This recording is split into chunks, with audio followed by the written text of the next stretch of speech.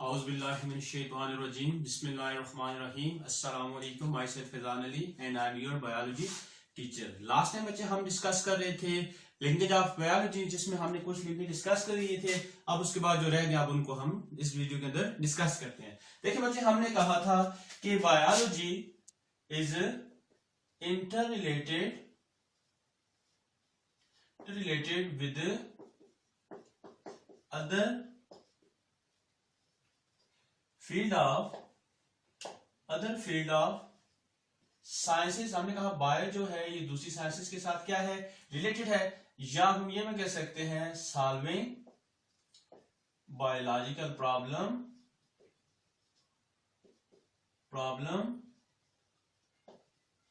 we must have knowledge of chemistry, physics, math, geography, computer और economics। मतलब हमें biological problem को solve करने के लिए बहुत सारे जो अदर फील्ड ऑफ स्टडीज हैं उनके बारे में क्या होना चाहिए, नॉलेज होना चाहिए। फिर बच्चे हमने कहा था प्रीवियस लेक्चर में हमने बायोफिजिक्स के बारे में पढ़ा था, बायोकेमिस्ट्री के बारे में पढ़ा था और बायो जियोग्राफी के बारे में पढ़ा था। अब इस चैप्टर के अंदर हम डिस्कस करते हैं बायो मैथमेटिक्स। अब बायो मैथमेटिक्स क्या है, तो हम कहते हैं the study of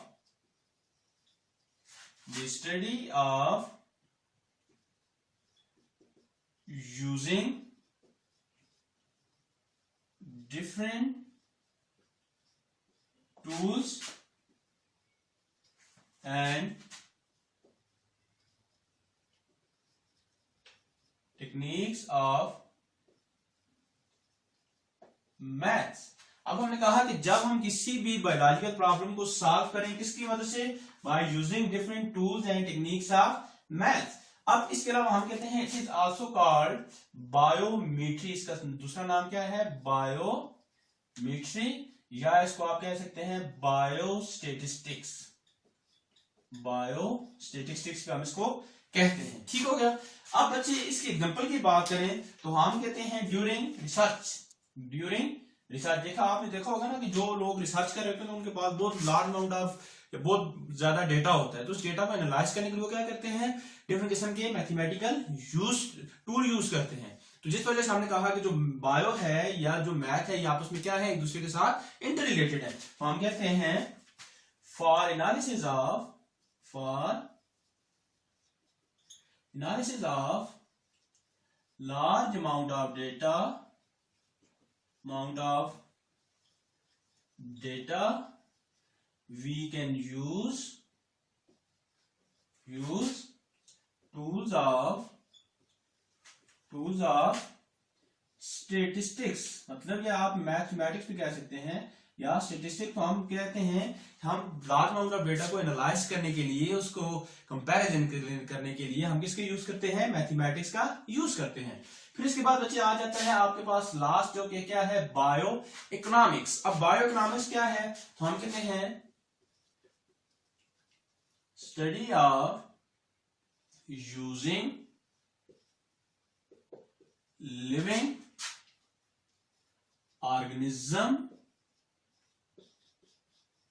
according to their economical point of view।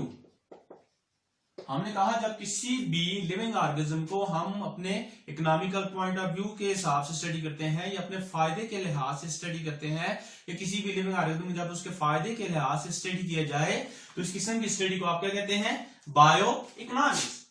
For example हम कहते हैं for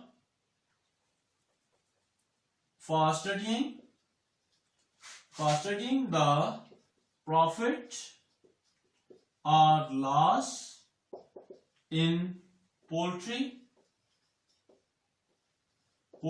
or fishes or other business,